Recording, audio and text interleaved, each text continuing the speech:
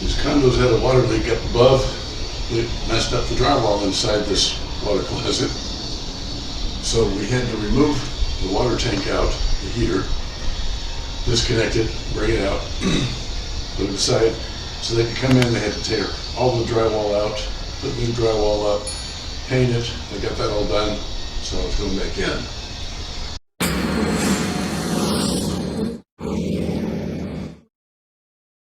Overflow is going out the wall.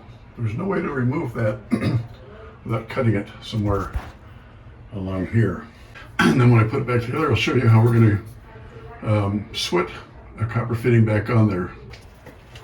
Up here, I turned that valve. Hopefully you can see I turned that valve off. Doesn't have a knob on it, but I used a crescent wrench. And then down here, of course, I turned the water off. Drained it with a hose first. Okay, so here's the main parts. This is the scary part. This is an electric heater, not gas. So we have electrical coming to here. Over here, I've already got the electrical taken off. I got it taped up, even though the circuit breaker's off. I always like to make sure to keep it safe. Or you can try to get your brother-in-law that you don't like to come over and touch these a couple times. Find out for sure if they're live or not.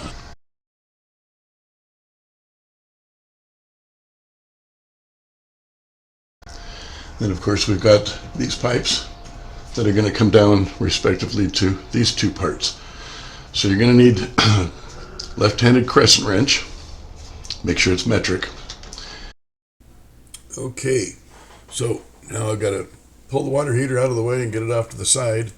You can see inside there the mold that we're trying to get rid of. All that drywall's got to come out. So these gentlemen came out and they cleaned out all that drywall, got it out of the way, and you can see where the drywall's missing.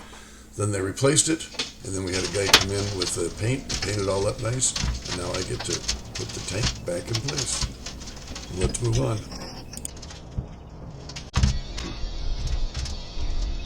Up here there's a tank. That tank's designed, it's almost like trying to get rid of a water hammer, if you're familiar with that. But what happens is when I turn the valve on down here, water will come up to this spot. There's a little valve on the side that I have turned off for right now so it doesn't come out. But once I've got that, water will come out through to here to fill up the tank. And it'll also go upward. And inside there, there's air. And as water goes up, it compresses that air to a certain point and allows to keep from having a water hammer type hit. So the water will fill up to a certain point in there, and then it'll come down to fill up here. Okay, so you can see where I had to cut this. I put this pipe back in place. You can see the trough there. This is the tool that I used, of course. I'll clean this up a little bit, pull that back, slide that on, and then I'm going to button this up. Okay, I'm going to flux these two here, and then I'm going to put that patch on there. Putting some flux on right now. That's going to help me to do what I got to do. So I've got that in position now. Before I torch that, I'm going to attach this to this spot, start filling it up, and when it gets to a certain point where it's going to start coming out here, then I'll put this part on. You're going to need some MAP Pro propane. I've already fluxed it, as you remember, and plumbing solder. And the trick with this is I'm going to heat up the copper itself, not so much the solder. I'm going to heat it up to a point where the solder will flow.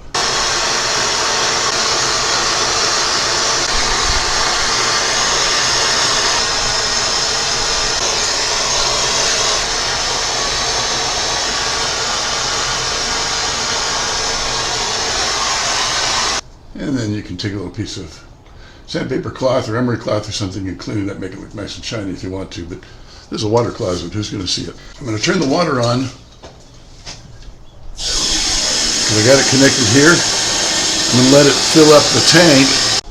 Okay, new Teflon tape here and over here, tighten these down. The water's still filling up, I can hear it still flowing through there. I dried all this up from the spillage so I can make sure if it's got any leaks, I'll be able to see the water. And of course that's nice and sealed up. So I got that valve all the way open. You see I've got the electrical back in. I turned the electrical back on, so it'll start to heat it up.